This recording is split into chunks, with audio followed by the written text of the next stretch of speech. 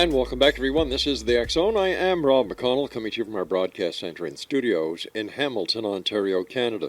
If you'd like to send me an email, xzone at xzoneradiotv.com, on all social media sites, X Zone Radio TV. On the X Zone Broadcast Network, you can visit for all the broadcast information on the X Zone on the X Zone Radio Show, as well as the other programming that we have available for you, 724-365 at www.xzbn.net. And for the X Zone TV channel, Channel 21 on SimulTV, simultv.com. My guest this hour is Mark MUNCY. He is the creator of Hillview Cemetery, a charity haunted house in Central Florida that was so infamous it was banned by the city of St. Petersburg. An author of horror and science fiction, he has spent more than 3 decades collecting ghostly tales and reports of legendary beasts. Currently, he is finishing his 3rd book for the History Press after the best-selling The Eerie, Florida, and Freaky, Florida. He lives in St. Petersburg, Florida, on the remains of an ancient midden with his wife, Carrie Schultz. Occasionally, he is visited by his daughters when they remember he is still there. I know that feeling well. Joining me now is Mark MUNCY. And Mark, welcome back to the X Zone. Great having you with us. It's good to be back, sir. Hey, listen, I have to ask you, Hillview Cemetery. It's a haunted house in Central Florida that was so infamous it was banned by the city of St. Petersburg. Why would they do that?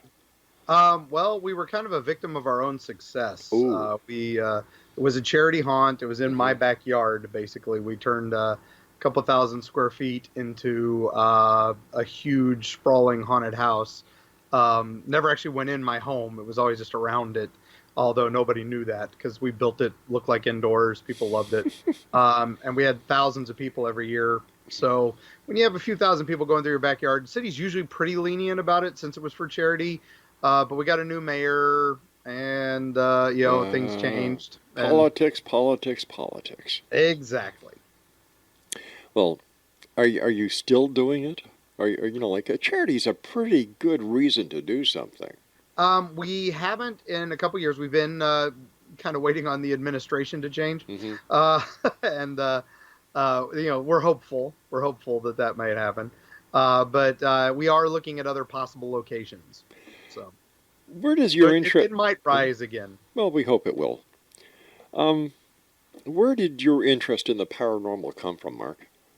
Oh, it goes way back. One of my earliest memories as a child was in a house in Dayton, Ohio, where I grew up, and I remember going up into our attic, which was my play area. Went off my room on the 2nd floor up to the 3rd floor.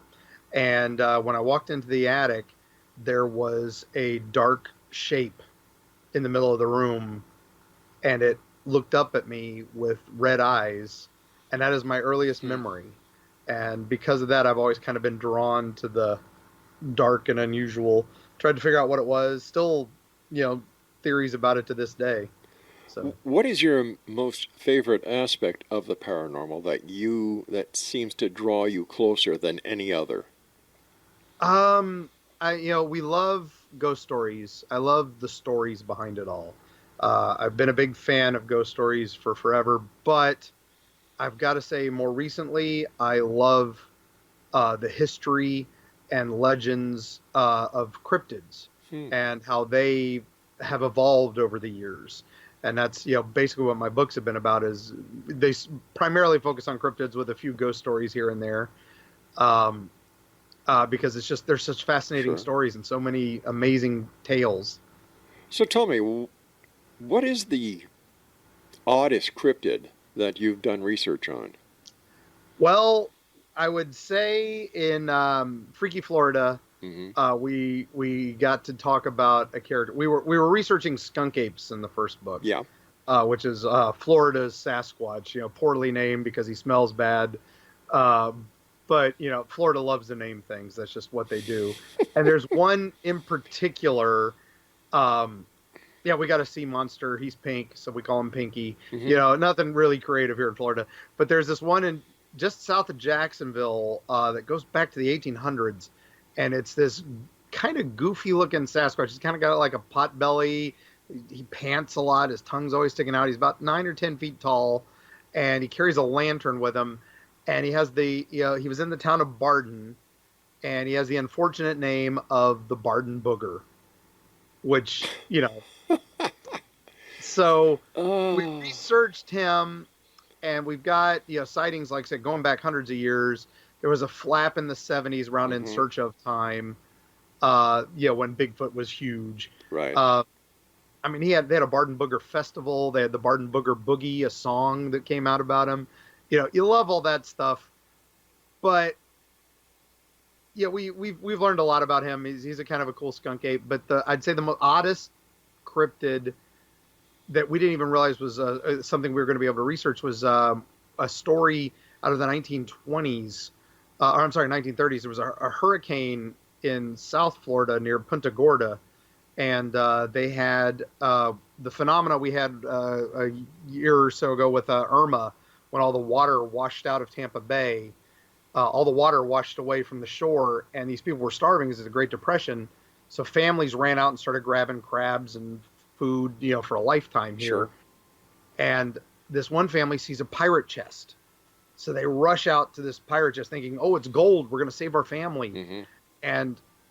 And then the water comes rushing back. And they get inside the chest, and it's full of cannonballs. Oh. Useless to them, and now they're stuck. But basically, they wind up getting saved by a giant turtle. And they're riding on the back of what they thought was an upside down boat with a tree growing out of it, and it's a turtle. And now it's a weird story. It's kind of folklorish, very 30s. But in 1960s, a Navy diver in the same area spots a 60-foot turtle, reports it, and has it sketched by a Navy sketch artist. A 60-foot turtle. 60-foot turtle. Wow. So that's a couple times this thing's been seen in that same area, about 30 years apart. Turtles live a long time. They get bigger. They do. My wife and I have a home in Maui, and the turtles there are quite big, but 60 foot, my lord. And this is a decorated naval officer willing to put his career on the line. I'll take his word. Talk about this. Yeah. How haunted or how weird is Florida? No, I don't mean the people. I've got a lot of good friends in Florida. I mean these. I would say we've done this. We're coming up on our third book now. Mm-hmm. And our third book is all ghost stories. It's they just announced it officially today. Oh, congratulations! Which is why we're here. Yeah. It's called Creepy Florida. Mm-hmm. Hey, it fits our theme. And this one is all ghost stories. So we've traveled another few thousand miles and never left the state. We've now clocked over 12,000 miles between the three books and never left Florida, from the Panhandle down to the Keys. And every time we stop, and go to some haunted location, mysterious location, dark history place, everybody's like, oh, did you know about this place, right next door? Did you know about this place over there? And then suddenly we're like, oh gosh, now we got more to research and more to do. Tell me, how about Orlando? Is Orlando haunted? Is Orlando weird? Because we have a condo in Orlando. Well, a lot of the locals here like to call it our nation's capital because it's, so many people come there. Yep. It has a dark history to it. The whole Kissimmee area, the happiest place on earth, has a really dark history to how it got its name. And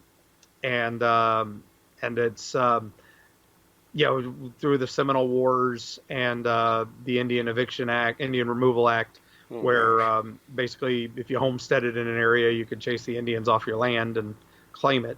And we're the nice guys, Yeah, exactly. We're totally. the nice guys. Yeah. You see, we have to go for a commercial break, and I don't want to disrupt you. But when I was a kid, I could never understand how the cowboys were the good guys when basically cowboys were invaders. Yep. Yeah. Anyway, just a little bit of my own history back there. Mark MUNCY is our special guest, XO Nation, and we're talking, as you've heard, about the strange, the weird, the bizarre. And if you'd like to find out more about Mark, what's the best website for people to go to, Mark? EerieFlorida.com has links to all of our social stuff Yeah. and the books. All right, buddy, stand by. We'll be back on the other side of this break as we continue here in the X Zone from our broadcast center and studios in Hamilton, Ontario, Canada. My name's Rob McConnell. Don't go away.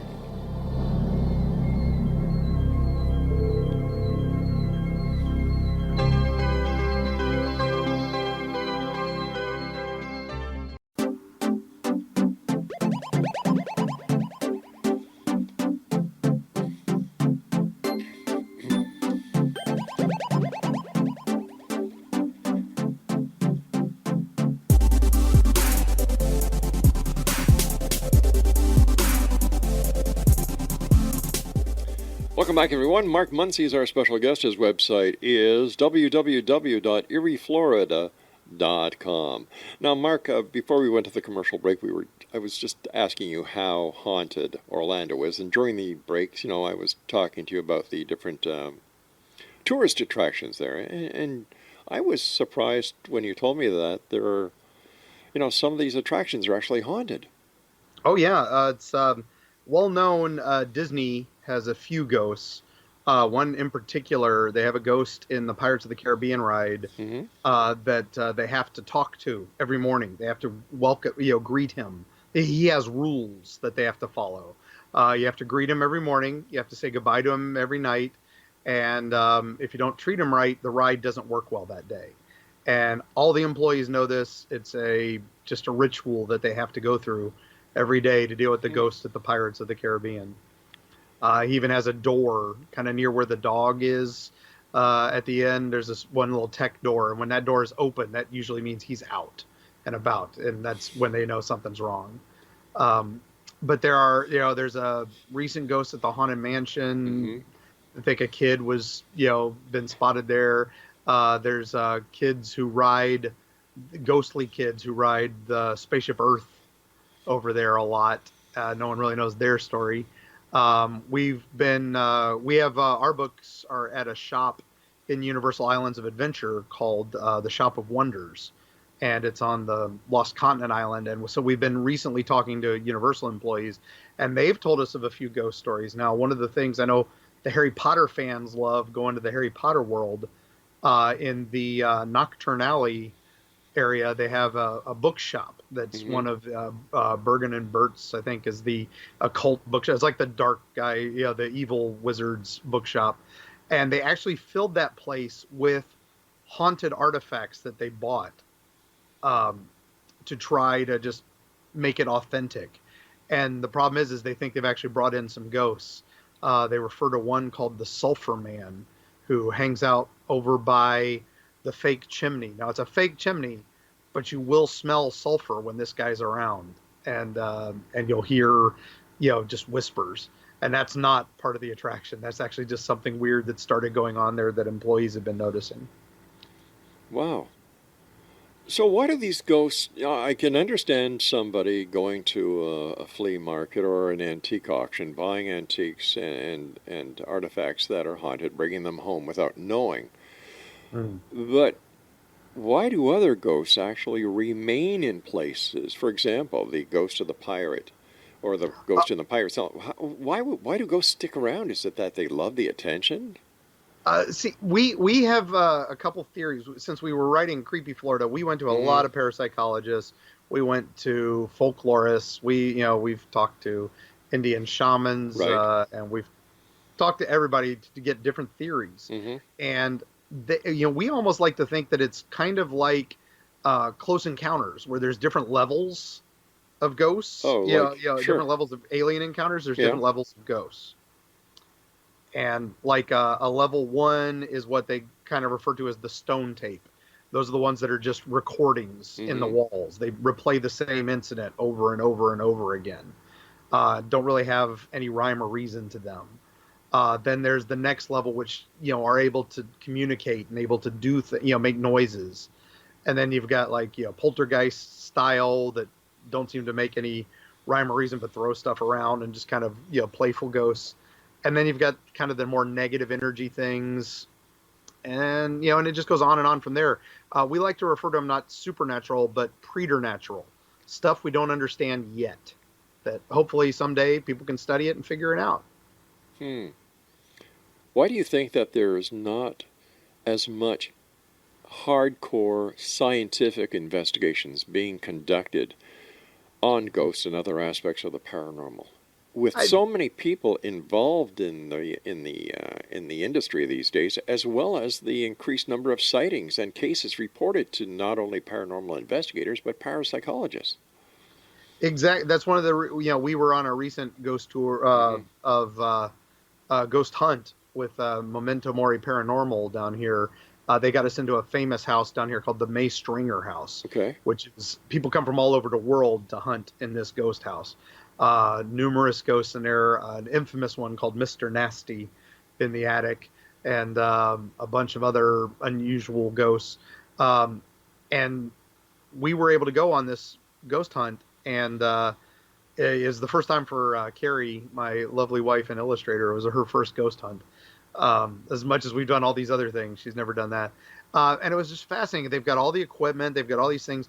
They've got stuff that's based on even stuff Edison and Graham Bell were working on before they died. They were Hmm. trying to come up with machines to talk to the dead. Sure. Um, and people forget that. They're like, hey, these guys invented this and this and this, and they were working on other things too because they couldn't understand some of the things they were coming up with. And I think that's kind of where it's still in that field. It's, to this day, we haven't put any money in it because the minute you say ghosts, UFOs, Bigfoot, Hmm. anything like that, people go, oh, you know, Yeah. I mean, chiropractic medicine for many doctors is still not medicine, but it does help. It does. Yeah. It truly does. In your opinion, where is the most haunted location in Florida?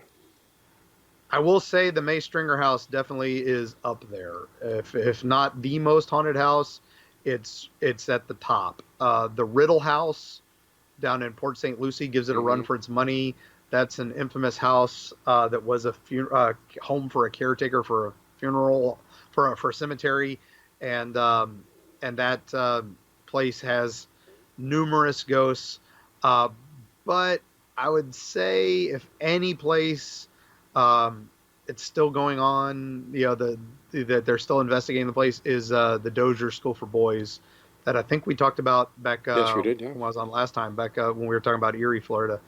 It's that case. I mean, they just found another while they were tearing parts of it down. Hmm. They found more possible burial sites for bodies for the children that were there. Unreal. While you were at the May Stringer house, did you have any encounters with unknown or unseen forces? They were doing what they called some interesting. They were doing some things. They had a thing called an obulus Hmm. that plays random words based on fluctuations, and we got one word kept popping up. It was Murphy, and they were trying to figure out anybody named Murphy with the house. And I'm like, they've got a room full of military memorabilia from Florida, and the parapsychologists were trying to figure out the name Murphy, and I'm like, it's Camp Murphy. The Camp Murphy was a famous military installation in Florida. Almost a lot of people who went through Hmm. basic training down here in Florida went to Camp Murphy for World War II, and that became where we were learning radar. That was like a super secret project there too. Right. And so you've got all these military room, memorabilia. Hey, there's a trigger word. Um, so that was interesting to me because they had never put that together. Um, and then when we were up in the attic area with Mr. Nasty, there was an old vaudeville trunk, and I was fascinated by the trunk more than anything else because this old vaudeville trunk was amazing. Hmm. But then when they brought up their thermal camera, I was 90 some degrees. The people with us were all in the 80 degrees because it's Florida and it's hot, and the room itself was like 70s. But the trunk was giving off as much heat as me. It was like 90 some odd degrees just coming from this trunk. No electrics, no nothing. It was a heat source. And how does that happen? I don't Scientifically, know. I couldn't figure it out. Yeah. So, with these ghosts, why do they stay there? If there is so many questions, Hmm. and one of the main ones that I I still can't fathom is why they stay there. Because if they're there and they don't like people coming, or why don't they just leave? And that's what, like I said, with the Yeah. different levels, we think some are stuck. We do think some are recordings that I don't think they're actually a spirit, Yes. but they're like some sort of emotional energy that just replaying some traumatic event, or even just something common that they did that was just there. Well, Uh, the fact that we are all surrounded by an electromagnetic field that's called the aura, and with all the electromagnetic variances in a house or anywhere else, could it be that the essence or this voice is actually trapped in an electromagnetic field, and this is the reason for it? I mean, that's what the parapsychologists all believe, and Really? I tend to lean that way myself. Mm-hmm. I think there's just sometimes a little bit of that energy gets stuck and needs to play out something. I'm not a big fan of, oh, we're going to help them pass on. I think Yeah. this is just a piece. This is something else. I think it's a mirror.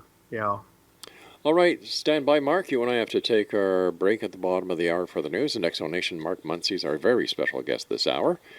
And if you'd like to find out more about Mark, visit his website, an interesting website. Be prepared to spend some time there at www.eerieflorida.com. This is the X Zone. I am Rob McConnell, coming to you from our broadcast center and studios in Hamilton, Ontario, Canada. Don't forget, you can read the current edition of the X Chronicles newspaper with our compliments at www.xchroniclesnewspaper.com. And to find out all about the other programming we have available for you 24/7, 365 on the X Zone Broadcast Network, www.xzbn.net. Mark MUNCY and I return on the other side of this break. Don't go away.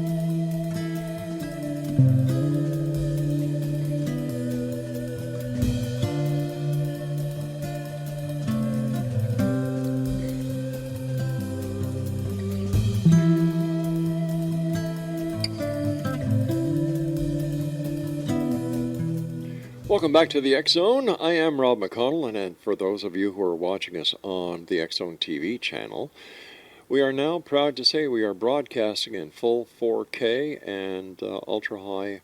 What's it called, Craig? Ultra high stereo. Okay, there you go. So thank you very much, X Zone Nation, for keeping us going for 30 years now. Mark MUNCY is our special guest, and his website is eerieflorida.com. That's eerieflorida.com. Mark, over the years, have you seen changes within the way that people go out and actually do investigations? What changes have you seen?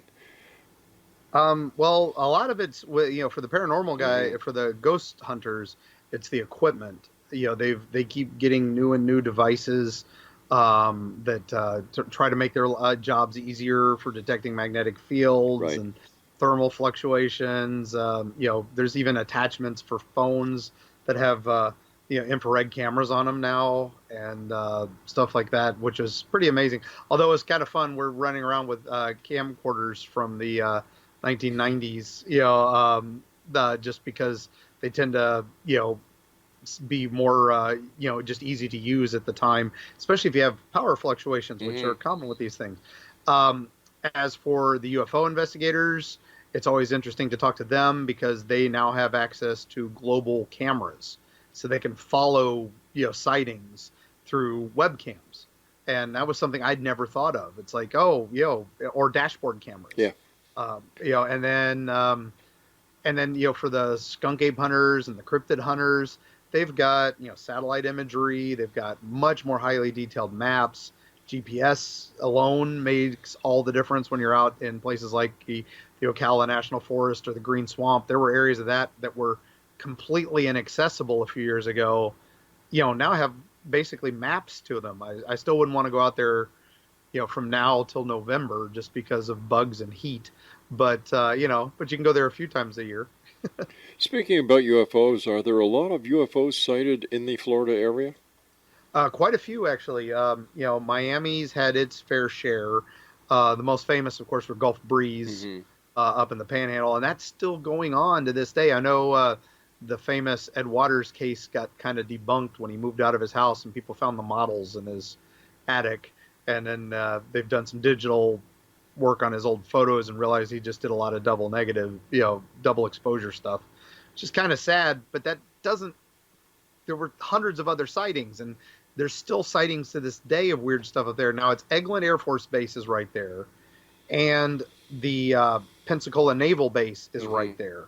So, we get a lot of stories about USOs, the things that are unidentified submerged objects that, go under the water and then come up and become UFOs. So they're kind of intertwined. And we don't kind of think they're extraterrestrial, because if you were doing a experiment with the Navy and the Air Force, there's two bases right there that could, do something like that. So, there's a lot of theories about that. But yeah, we do get our fair share of UFOs down here. How about around the Cape Canaveral? Quite a few, actually. There's many sightings, and that's one of the things that I guess the Navy's new program is supposed to be around launch sites. Hmm. Especially now that SpaceX and what's the other one, Blue Origin, are starting to do a lot of work in that area. Uh, they're more concerned about drones and things trying to spy on this stuff, but they are worried about unidentified objects. Now, just off the shores of Florida is the infamous Bermuda Triangle. Yes. What is your take on the Bermuda Triangle? Well, there's so many cases. Hmm. The most infamous, I think, would be Flight 19 Definitely. out of Fort Lauderdale. There are a lot of theories about that where they just got miscommunicated. They didn't have any clocks in their planes, which is very unusual. Hmm. Um, and but the communications log, if you listen to it, it's pretty freaky, and it will mess with you. And then the other plane that went up to find them just blows up. The seaplane that was going to rescue them, just blows up after normal communications. It's quite an unusual story, and so that alone, is crazy. I mean, but the question is, where does the Bermuda Triangle end? I mean, most people say it's North Point, Bermuda, and goes across some of Florida, but some people say it extends into the Everglades and the Keys, because a lot of weird stuff happens over there, just not as much. So, is it really a triangle? Is it maybe it's Yeah. bigger? Then there's a lot of shipping industry throughout the Florida area. For example, like you were saying, Port Miami. I've gone on cruises quite often out of Port Miami, Port Lauderdale. Um, do you get reports, or have you done reports about haunted cruises, haunted ships? We've done a few. There's one in particular that comes out of Tampa Hmm. that we've been dying to actually look into a little more. We've got a couple employees that have given us some off the record stuff. Right. So we're kind of hoping that maybe we can get one to go on the record so we can actually delve into it. Hmm. We've got, of course, the famous. We got a lot of planes that are haunted down here. We had flight 401, infamous, the plane that went down, and then the pilot and the co-pilot kept showing up on other planes that were using parts from their plane, Hmm. and that got made into a movie with Ernest Borgnine many years ago, and that story is one of the first ones where pilots and even the vice president of the company reported sightings of this thing, and it changed rules on FCC, the Florida Aviation Commission, or Federal Aviation Right. Commission, because they were hiding the books. Anytime somebody had mentioned it, they would throw away that log and give the plane a new log, and then that made it all illegal to do that because of these ghosts. And so that's another unusual phenomenon. We talked briefly about Cape Canaveral, about UFOs, but any reports of ghosts or apparitions at the Cape? Of course, yeah. The flight was the launch pad 30 C-34, Hmm. which was the Apollo 1 complex Right. with the famous fire. Um, it's now a memorial. They did launch Apollo 7 off of it, Hmm. uh, but if you, it's a memorial now, and it has the memorial for Apollo 1. It also has the memorial for the Challenger and the Columbia. All the famous disasters are there. But if you go there, you can get permission to go there. It's not part of the main tour. You have to ask. And ghost hunters love going there because they have seen some unusual things. It was so famous, the ghost that they saw with an astronaut, climbing into a capsule that wasn't there, that he just disappears as he's climbing into nothing. That became one of the inspirations for a famous Doctor Who episode, The Impossible Astronaut. So it's that's how famous that story is. How do we rationalize seeing somebody in a astronaut suit climbing into a capsule and then just disappearing? Exactly. That was again, Hmm. two NASA scientists spotted it and reported it. And why would you say anything about it if you were risking your job, risking your career, being risked being labeled a lunatic? Yeah. And it was two at the same time. So it's not like one guy hallucinated it. Two people saw it. Um, a lot of people, when they talk about ghosts, they also talk about ghostly animals or apparitions of animals. Florida, I'm sure you must have a few. Yeah, we've got quite a collection there. One of my favorites Hmm. is up in the Panhandle. There's an infamous alligator named Two-Toed Tom. Two-toed Tom. Okay. Yeah, Florida loves to name stuff. Hmm. But actually, they can't take full credit for him. He was named in Georgia. Okay. And but he was this family lived on this farm, Hmm. and the alligator was eating all their livestock and stuff. So the family just got tired of it, so they decided to blow him up. They just line the lake with dynamite, and they're just going to blow the heck out of everything. And and then they blow it all up. But while they're doing that, they didn't realize Two-Toed Tom was already in the lake behind them, not the lake they thought he was in. And he grabs the daughter of the farmer and drags her away. And that's when the farmer gets now it's personal. He realizes his land is cursed, so he moves to Florida, and they call him Two-Toed Tom because he lost a toe. Somehow they got a toe off of him. But as he moves to Florida, he sees the tracks of a two-toed alligator near his new farm in Florida, and that's when he swears he sees a ghost of Two-Toed Tom. Um, Now another now we've got to take our final break, but now I fully understand, and I'm sure our listeners do, why your website is called Eerie, Florida, as well as your best-selling book. Mark, stand by. You and I have to take our final break for this segment. And Exonation, Mark Muncy and I will be back on the other side of this break. And for more information about Mark or to get a copy of his books, visit www.eerieflorida.com. I'm Rob McConnell. Mark and I wrap up this hour in the X Zone when we return. Don't go away.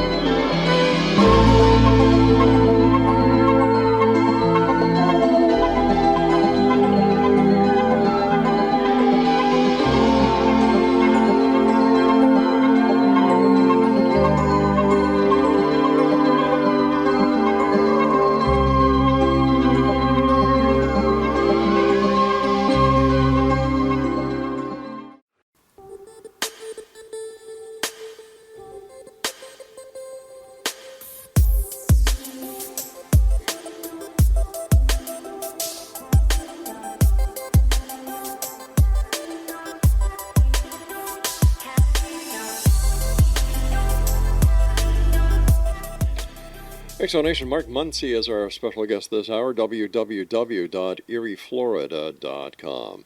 First of all, Mark, I want to thank you so much for joining us. Always a great pleasure talking to you. Congratulations on your books. And, thanks for letting the world know how creepy Florida really is. Or Eerie, Florida really is. Yeah, I'm standing on the shoulders of giants, I've got to admit. There was, the great Charlie Carlson back in the day who wrote Weird Florida. Way back, I want to say it's 86 when it first came out. I was, chatting with him trying to update it number of years ago. And he had gone on and made a few others that never really quite caught on.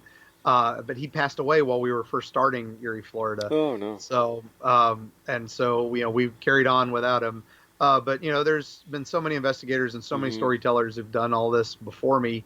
They made the trail, and then it was just, all right, now let's find the new stuff. Let's find the stuff that needs to be updated. A lot of places where there is haunted activity also have haunted doll houses. And do you have any of those in Florida?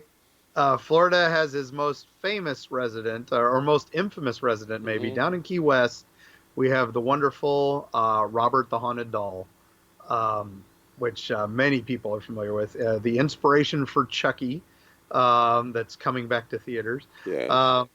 He's a haunted doll that was this child toy and of another guy named Robert, and they argued so much that the doll took his name, so he went by his middle name, Eugene.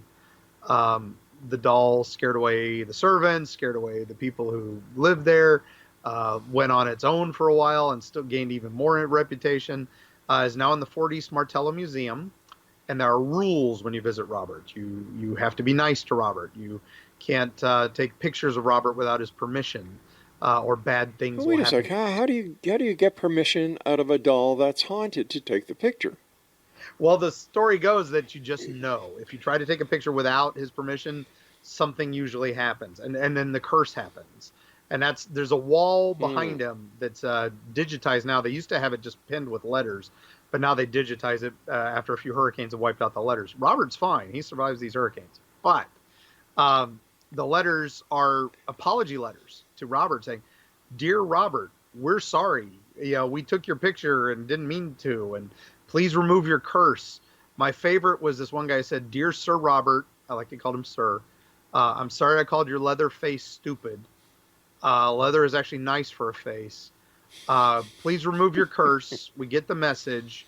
Please fix my eye, my Xbox, and my marriage."